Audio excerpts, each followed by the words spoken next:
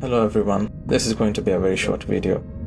After the recent fiasco mess up by Unity, I too have decided to leave the Unity and probably will go to Godot, and if that doesn't work, we'll return back to JMonkey.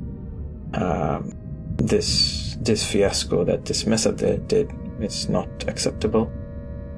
And 6+ years of knowledge just gone down the drain. And and this time I'm planning to stick with open source game engines. Learned my lesson the hard way, and it's time to move on from this mistake.